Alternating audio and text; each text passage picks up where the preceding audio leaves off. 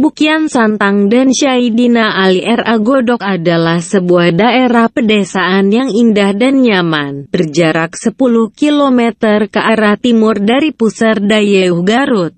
Tepatnya di Desa Lebak Agung, Kecamatan Karangpawitan, Kabupaten Garut. Di sana terdapat makam Prabu Kian Santang atau yang dikenal dengan sebutan Makam Godog Syah Sunan Rohmat Suci. Hampir setiap saat banyak masyarakat yang ziarah, terlebih di bulan-bulan Maulud. Prabu Kian Santang atau Syah Sunan Rohmat Suci adalah salah seorang putra keturunan Raja Pajajaran, Prabu Siliwangi. Dari prameswarinya yang bernama Dewi Kumalawangi, Nyi Subanglarang, Kian Santang lahir tahun 1315 Masehi di Pajajaran, mempunyai dua saudara, bernama Dewi Rara Santang dan Walang Sungsang. Pada usia 22 tahun, tepatnya tahun 1337 Masehi, Kian Santang diangkat menjadi Dalem Bogor kedua yang saat itu bertepatan dengan upacara penyerahan tongkat pusaka kerajaan dan penobatan Prabu Munding Kawati, putra sulung Prabu Susuk Tunggal, menjadi Panglima Besar Pajajaran. Guna mengenang peristiwa sakral penobatan dan penyerahan tongkat pusaka Pajajaran tersebut, maka ditulislah oleh Prabu Susuk Tunggal pada sebuah batu yang dikenal sampai sekarang dengan nama Batu Tulis Bogor. Peristiwa itu merupakan kejadian paling istimewa di lingkungan Keraton Pajajaran dan dapat diketahui oleh kita semua sebagai pewaris sejarah bangsa, khususnya Jawa Barat. Kian Santang merupakan sinatria yang gagah perkasa, konon tak ada yang bisa mengalahkannya, sejak kecil sampai dewasa, yaitu berusia 33 tahun, tepatnya tahun 1348 Masehi. Kian Santang belum pernah tahu seperti apa darahnya, dalam arti, belum ada yang menandingi kegagahannya dan kesaktiannya. Seringkali dia merenung seorang diri, memikirkan di mana ada orang gagah dan sakti yang dapat menandingi kesaktian dirinya. Akhirnya Prabu Kian Santang memohon kepada ayahnya supaya mencarikan seorang lawan yang dapat menandinginya. Sang ayah memanggil para ahli nujum untuk menunjukkan siapa dan di mana ada orang gagah dan sakti yang dapat menandingi Kian Santang, namun tak seorang pun yang mampu menunjukkannya. Tiba-tiba datang seorang kakek yang memberitahu bahwa orang yang dapat menandingi kegagahan Prabu Kian Santang adalah Sayyidina Ali, yang tinggal jauh di tanah Mekah. Sebetulnya pada waktu itu Sayyidina Ali telah wafat, namun kejadian ini dipertemukan secara gaib dengan kekuasaan Allah yang Maha Kuasa. Lalu, orang tua itu berkata kepada Prabu Kian Santang, "Kalau memang kau mau bertemu dengan Sayyidina Ali, kau harus melaksanakan dua syarat. Pertama, harus mujasmedi dulu di ujung kulon. Kedua, namamu harus diganti menjadi Galanterang Setra, Galanterang, berani, Setra, bersih, suci." Setelah Prabu Kian Santang melaksanakan dua syarat tersebut, maka berangkatlah dia ke Tanah Suci Mekah pada tahun 1348 Masehi. Setiba di Tanah Mekah, ia bertemu dengan seorang lelaki yang disebut Sayyidina Ali.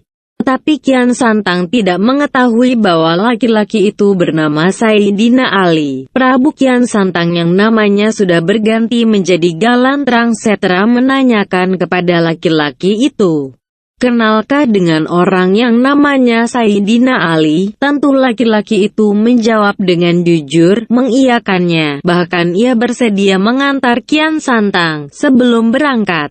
Laki-laki itu menancapkan dulu tongkatnya ke tanah. Setelah berjalan beberapa puluh meter, Sayyidina Ali berkata, "Wahai Galanterang Setra, tongkatku ketinggalan di tempat tadi. Tolong ambilkan dulu." Semula Galanterang Setra tidak mau, namun Sayyidina Ali mengatakan jika tidak mau, tentu tidak akan bertemu dengan Sayyidina Ali.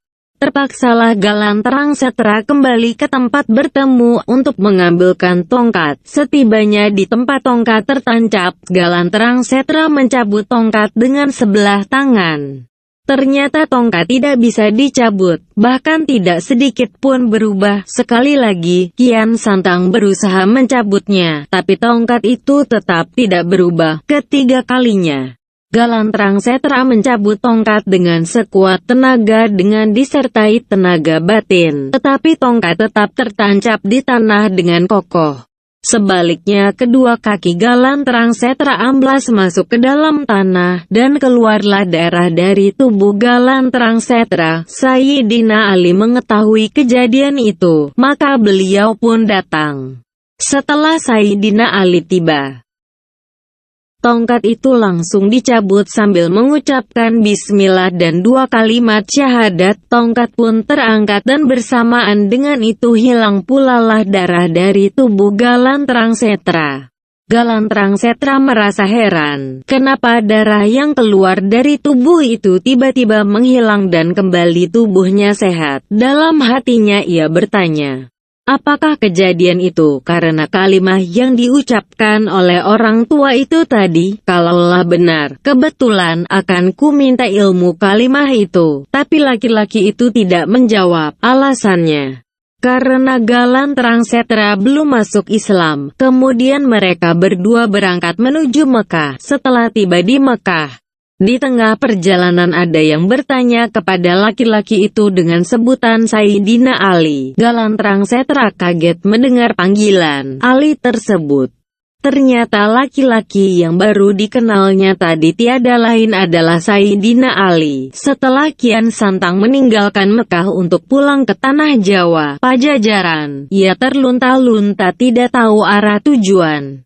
Maka ia berpikir untuk kembali ke Mekah lagi dengan niat bulat akan menemui Sayyidina Ali, sekaligus bermaksud memeluk agama Islam. Pada tahun 1348 Masehi, Kian Santang masuk Islam. Ia bermukim selama 20 hari sambil mempelajari ajaran agama Islam. Kemudian dia pulang ke tanah Jawa, Pajajaran, untuk menengok ayahnya Prabu Siliwangi dan saudara-saudaranya. Setibanya di Pajajaran, ia bertemu dengan ayahnya. Kian Santang menceritakan pengalamannya selama bermukim di tanah Mekah serta pertemuannya dengan Sayyidina Ali. Pada akhir ceritanya, ia memberitahukan bahwa dirinya telah masuk Islam dan berniat mengajak ayahnya untuk memeluk agama Islam. Prabu Siliwangi kaget sewaktu mendengar cerita anaknya. Terlebih ketika anaknya mengajak masuk agama Islam, sang ayah tidak percaya, dan ajakannya ditolak. Tahun 1355 Masehi, Kian Santang berangkat kembali ke tanah Mekah. Jabatan kedalaman untuk sementara diserahkan ke Galuh Pakuan yang pada waktu itu dalamnya dipegang oleh Prabu Anggalang. Prabu Kian Santang bermukim di tanah Mekah selama 7 tahun dan mempelajari ajaran agama Islam secara khusus, merasa sudah cukup menekuni ajaran agama Islam. Kemudian ia kembali ke Pajajaran tahun 1362 ia berniat menyebarkan ajaran agama Islam di tanah Jawa. Kembali ke Pajajaran pun disertai saudagar Arab yang punya niat berniaga di Pajajaran sambil membantu Kian Santang mensyiarkan agama Islam. Setiba di Pajajaran, Kian Santang langsung menyebarkan agama Islam di kalangan masyarakat karena ajaran Islam dalam fitrahnya membawa keselamatan dunia dan akhirat. Masyarakat menerimanya dengan tangan terbuka. Kemudian Prabu Kian Santang bermaksud menyebarkan ajaran agama Islam di lingkungan Keraton Pajajaran. Setelah Prabu Siliwangi mendapat berita bahwa anaknya sudah kembali ke Pajajaran dan akan menghadap kepadanya, Prabu Siliwangi yang mempunyai martabat raja mempunyai pikiran, daripada masuk agama Islam lebih baik aku meninggalkan Keraton Pajajaran. Sebelum berangkat meninggalkan keraton, Prabu Siliwangi merubah Keraton Pajajaran yang indah menjadi hutan belantara. Melihat gelagat demikian, Kian Santang mengejar ayahnya. Beberapa kali Prabu Siliwangi terkejar dan berhadapan dengan Kian Santang yang langsung mendesak agar sang ayah dan para pengikutnya masuk Islam. Namun Prabu Siliwangi tetap menolak, malah beliau lari ke daerah Garut Selatan. Kian Santang menghadangnya di Laut Kidul Garut, tetapi Prabu Siliwangi tetap tidak mau masuk agama Islam. Dengan rasa menyesal, Kian Santang terpaksa membendung jalan larinya sang ayah. Prabu Siliwangi masuk ke dalam gua yang sekarang disebut Gua Sancang Pamengpek.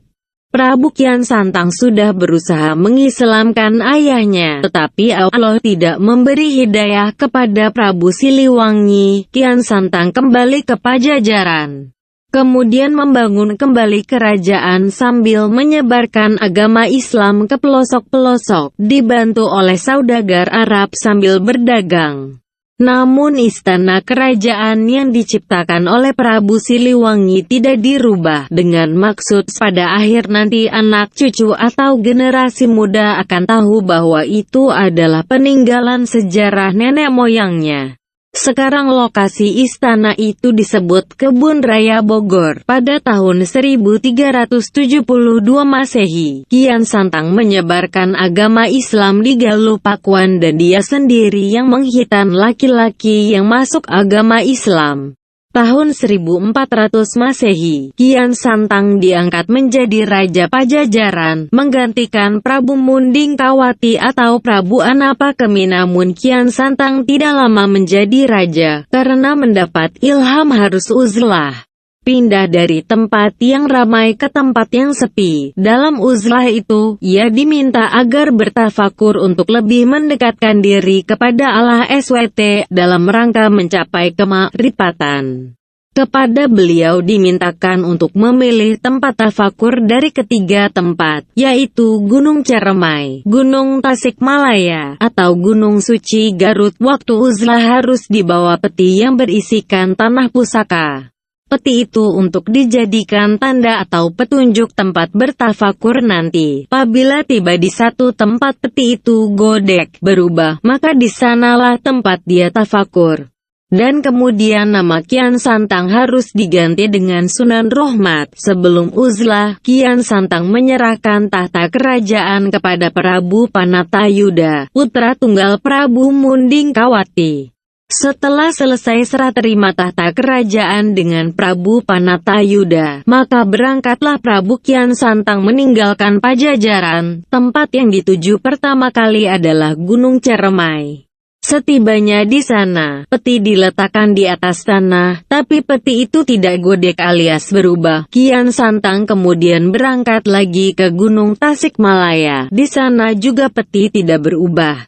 Akhirnya Kian Santang memutuskan untuk berangkat ke Gunung Suci Garut. Setibanya di Gunung Suci Garut, peti itu disimpan di atas tanah. Secara tiba-tiba berubahlah peti itu.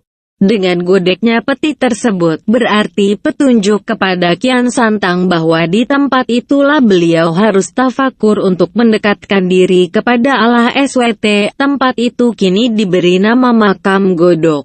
Prabu Kian Santang bertafakur selama 19 tahun, sempat mendirikan masjid yang disebut Masjid Pusaka Karamat Godok yang berjarak dari Makam Godok sekitar kurang lebih 1 kilometer. Prabu Kian Santang namanya diganti menjadi Syekh Sunan Rohmat Suci dan tempatnya menjadi Godok Karamat. Beliau wafat pada tahun 1419 atau tahun 849 Hijrah. Syekh Sunan Rohmat Suci wafat di tempat itu yang sampai sekarang dinamakan Makam Sunan Rohmat Suci atau Makam Karamat Godok. Terima kasih subscribe Barini Tips. Tongkat itu tetap tidak berubah. Ketiga kalinya, Galantrang Setra mencabut tongkat dengan sekuat tenaga dengan disertai tenaga batin. Tetapi tongkat tetap tertancap di tanah dengan kokoh. Sebaliknya kedua kaki Galantrang Setra amblas masuk ke dalam tanah, dan keluarlah darah dari tubuh Galantrang Setra. Sayyidina Ali mengetahui kejadian itu, maka beliau pun datang. Setelah Sayyidina Ali tiba, tongkat itu langsung dicabut sambil mengucapkan bismillah dan 2 kalimat syahadat. Tongkat pun terangkat dan bersamaan dengan itu hilang pula lah darah dari tubuh Galantrang Setra. Galantrangsetra merasa heran, kenapa darah yang keluar dari tubuh itu tiba-tiba menghilang dan kembali tubuhnya sehat. Dalam hatinya ia bertanya, apakah kejadian itu karena kalimat yang diucapkan oleh orang tua itu tadi? Kalaulah benar, kebetulan akan ku minta ilmu kalimat itu. Tapi laki-laki itu tidak menjawab. Alasannya, karena Galantrangsetra belum masuk Islam. Kemudian mereka berdua berangkat menuju Mekah. Setelah tiba di Mekah, di tengah perjalanan ada yang bertanya kepada laki-laki itu dengan sebutan Sayyidina Ali. Galantrangsetra kaget mendengar panggilan Ali tersebut. Ternyata laki-laki yang baru dikenalnya tadi tiada lain adalah Sayyidina Ali. Setelah Kian Santang meninggalkan Mekah untuk pulang ke tanah Jawa, Pajajaran, ia terlunta-lunta tidak tahu arah tujuan. Maka ia berpikir untuk kembali ke Mekah lagi dengan niat bulat akan menemui Sayyidina Ali, sekaligus bermaksud memeluk agama Islam. Pada tahun 1348 Masehi, Kian Santang masuk Islam. Ia bermukim selama 20 hari sambil mempelajari ajaran agama Islam. Kemudian dia pulang ke tanah Jawa, Pajajaran, untuk menengok ayahnya Prabu Siliwangi dan saudara-saudaranya. Setibanya di Pajajaran, ia bertemu dengan ayahnya. Kian Santang menceritakan pengalamannya selama bermukim di tanah Mekah serta pertemuannya dengan Sayyidina Ali. Pada akhir ceritanya, ia memberitahukan Kian Santang dan Sayyidina Ali Godok adalah sebuah daerah pedesaan yang indah dan nyaman, berjarak 10 km ke arah timur dari pusar Dayeuh Garut. Tepatnya di Desa Lebak Agung, Kecamatan Karangpawitan, Kabupaten Garut. Di sana terdapat makam Prabu Kian Santang atau yang dikenal dengan sebutan Makam Godok Syah Sunan Rohmat Suci. Hampir setiap saat banyak masyarakat yang ziarah, terlebih di bulan-bulan Maulud. Prabu Kian Santang atau Syah Sunan Rohmat Suci adalah salah seorang putra keturunan Raja Pajajaran, Prabu Siliwangi. Dari prameswarinya yang bernama Dewi Kumalawangi, Nyi Subanglarang, Kian Santang lahir tahun 1315 Masehi di Pajajaran, mempunyai dua saudara, bernama Dewi Rara Santang dan Walang Sungsang. Pada usia 22 tahun, tepatnya tahun 1337 Masehi, Kian Santang diangkat menjadi Dalem Bogor kedua yang saat itu bertepatan dengan upacara penyerahan tongkat pusaka kerajaan dan penobatan Prabu Munding Kawati, putra sulung Prabu Susuk Tunggal, menjadi Panglima Besar Pajajaran. Guna mengenang peristiwa sakral penobatan dan penyerahan tongkat pusaka Pajajaran tersebut, maka ditulislah oleh Prabu Susuk Tunggal pada sebuah batu yang dikenal sampai sekarang dengan nama Batu Tulis Bogor. Peristiwa itu merupakan kejadian paling istimewa di lingkungan Keraton Pajajaran dan dapat diketahui oleh kita semua sebagai pewaris sejarah bangsa, khususnya Jawa Barat. Kian Santang merupakan sinatria yang gagah perkasa, konon tak ada yang bisa mengalahkannya, sejak kecil sampai dewasa, yaitu berusia 33 tahun, tepatnya tahun 1348 Masehi. Kian Santang belum pernah tahu seperti apa darahnya, dalam arti, belum ada yang menandingi kegagahannya dan kesaktiannya. Seringkali dia merenung seorang diri, memikirkan di mana ada orang gagah dan sakti yang dapat menandingi kesaktian dirinya. Akhirnya Prabu Kian Santang memohon kepada ayahnya supaya mencarikan seorang. Menyesal, Kian Santang terpaksa membendung jalan larinya sang ayah. Prabu Siliwangi masuk ke dalam gua yang sekarang disebut Gua Sancang Pamengpek. Prabu Kian Santang sudah berusaha mengislamkan ayahnya, tetapi Allah tidak memberi hidayah kepada Prabu Siliwangi. Kian Santang kembali ke Pajajaran, kemudian membangun kembali kerajaan sambil menyebarkan agama Islam ke pelosok-pelosok, dibantu oleh saudagar Arab sambil berdagang. Namun istana kerajaan yang diciptakan oleh Prabu Siliwangi tidak dirubah, dengan maksud pada akhir nanti anak cucu atau generasi muda akan tahu bahwa itu adalah peninggalan sejarah nenek moyangnya. Sekarang lokasi istana itu disebut Kebun Raya Bogor. Pada tahun 1372 Masehi, Kian Santang menyebarkan agama Islam di Galuh Pakuan dan dia sendiri yang menghitan laki-laki yang masuk agama Islam. Tahun 1400 Masehi, Kian Santang diangkat menjadi Raja Pajajaran, menggantikan Prabu Munding Kawati atau Prabu Anapakemi. Namun Kian Santang tidak lama menjadi raja, karena mendapat ilham harus uzlah. Pindah dari tempat yang ramai ke tempat yang sepi. Dalam uzlah itu, ia diminta agar bertafakur untuk lebih mendekatkan diri kepada Allah SWT dalam rangka mencapai kemakrifatan. Kepada beliau dimintakan untuk memilih tempat tafakur dari ketiga tempat, yaitu Gunung Ceremai, Gunung Tasikmalaya, atau Gunung Suci Garut. Waktu uzlah harus dibawa peti yang berisikan tanah pusaka. Peti itu untuk dijadikan tanda atau petunjuk tempat bertafakur nanti. Apabila tiba di satu tempat peti itu godek berubah, maka di sanalah tempat dia tafakur. Dan kemudian nama Kian Santang harus diganti dengan Sunan Rohmat. Sebelum uzlah, Kian Santang menyerahkan tahta kerajaan kepada Prabu Panatayuda, putra tunggal Prabu Munding Kawati. Setelah selesai serah terima tahta kerajaan dengan Prabu Panatayuda, maka berangkatlah Prabu Kian Santang meninggalkan Pajajaran. Tempat yang dituju pertama kali adalah Gunung Ceremai. Serang lawan yang dapat menandinginya. Sang ayah memanggil para ahli nujum untuk menunjukkan siapa dan di mana ada orang gagah dan sakti yang dapat menandingi Kian Santang, namun tak seorang pun yang mampu menunjukkannya. Tiba-tiba datang seorang kakek yang memberitahu bahwa orang yang dapat menandingi kegagahan Prabu Kian Santang adalah Sayyidina Ali, yang tinggal jauh di tanah Mekah. Sebetulnya pada waktu itu Sayyidina Ali telah wafat, namun kejadian ini dipertemukan secara gaib dengan kekuasaan Allah yang Maha Kuasa. Lalu, orang tua itu berkata kepada Prabu Kian Santang, "Kalau memang kau mau bertemu dengan Sayyidina Ali, kau harus melaksanakan dua syarat. Pertama, harus mujasmedi dulu di ujung kulon. Kedua, namamu harus diganti menjadi Galanterang Setra. Galanterang, berani, Setra, bersih, suci." Setelah Prabu Kian Santang melaksanakan dua syarat tersebut, maka berangkatlah dia ke Tanah Suci Mekah pada tahun 1348 Masehi. Setiba di Tanah Mekah, ia bertemu dengan seorang lelaki yang disebut Sayyidina Ali.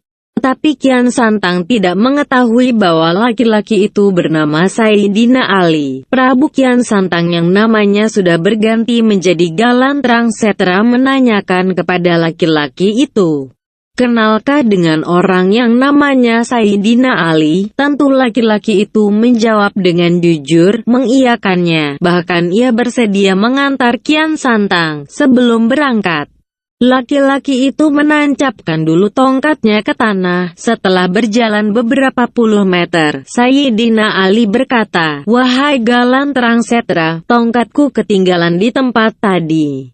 Tolong ambilkan dulu." Semula Galanterang Setra tidak mau, namun Sayyidina Ali mengatakan jika tidak mau, tentu tidak akan bertemu dengan Sayyidina Ali.